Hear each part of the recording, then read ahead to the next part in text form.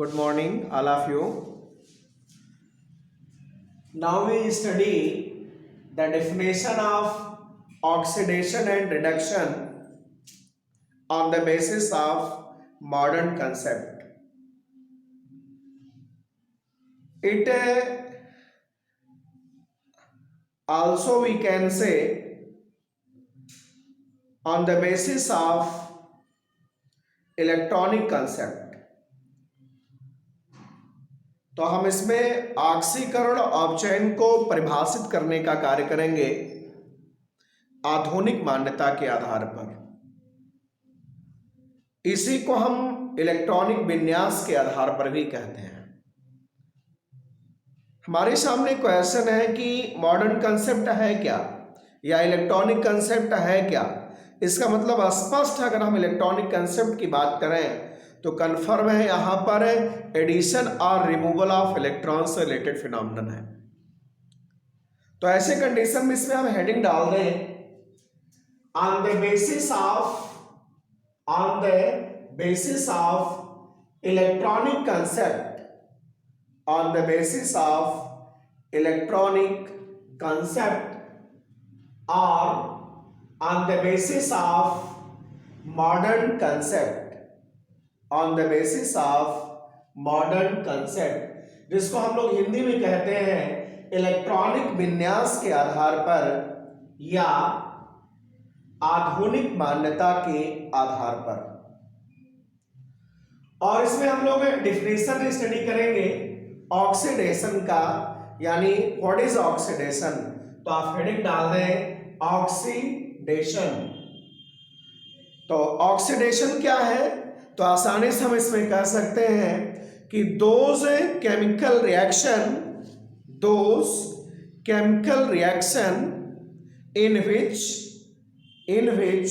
Any atom और ions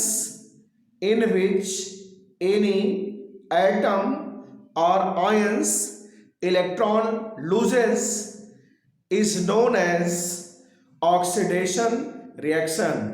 यानी हम आसानी से कह सकते हैं कि वह है रासायनिक क्रिया जिसमें कोई परमाणु अथवा आयन इलेक्ट्रॉन त्यागता है, ऑक्सीकरण की क्रिया कहलाता है।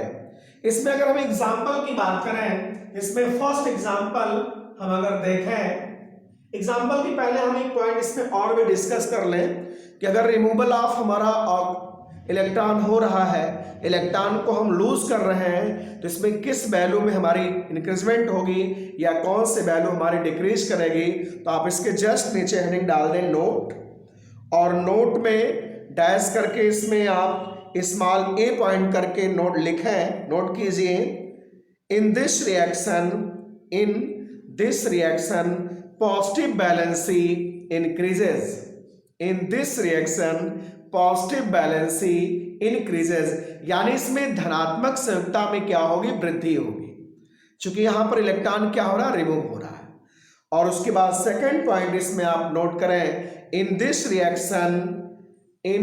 रिएक्शन नेगेटिव वैलेंसी डिक्रीजेज, और इस तरह से इसमें ऋणात्मक संयुक्ता में क्या होगी, कमी होगी। अब हम इसमें एग्जाम्पल की बात करते हैं। इसमें एग्जाम्पल में हमने फर्स्ट एग्जाम्पल लिया, जैसे हमने सोडियम एटम लिया और सोडियम एटम ने क्या किया, इलेक्ट्रॉन को लूज किया।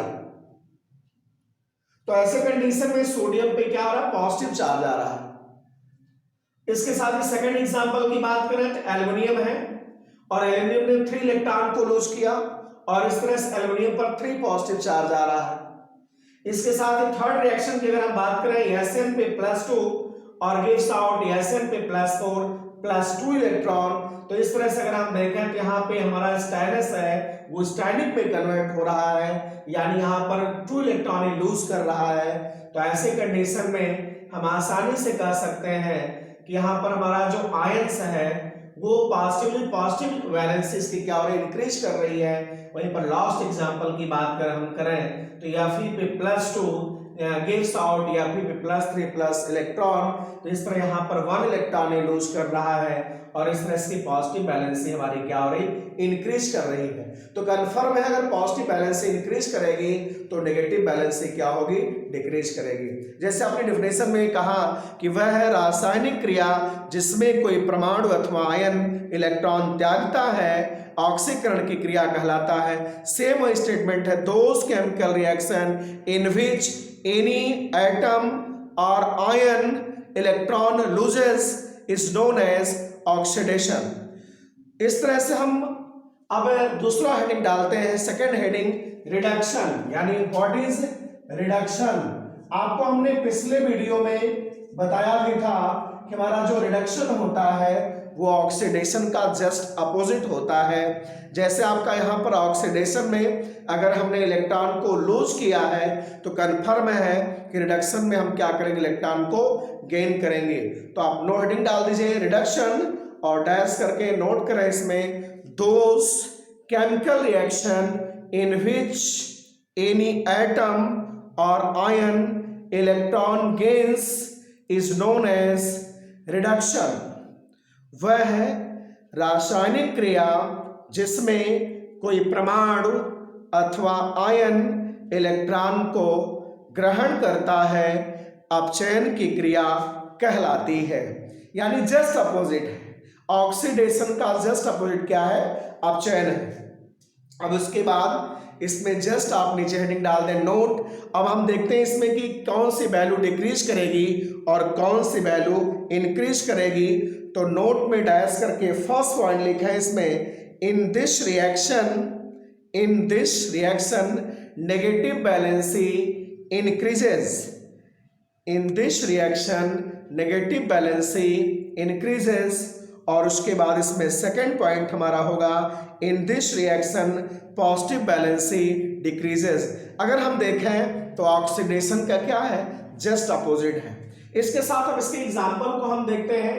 एग्जाम्पल हमारा फर्स्ट है, क्लोरीन एटम है और ये क्लोरीन एटम क्या करता है, 1 इलेक्ट्रॉन को गेन करता है और ये क्लोराइड में चेंज हो जा रहा है, यानी Cl+ electron gives out Cl पर -1। तो इस तरह से हमारा इलेक्ट्रॉन को क्या कर रहा है, ग्रहण कर रहा है। यहाँ पे देखें ऑक्सीजन एटम है, ये 2 इलेक्ट्रॉन को क्या करता है, गेन करता है और ऊपर -2 यानी ऑक्साइड में चेंज हो रहा है।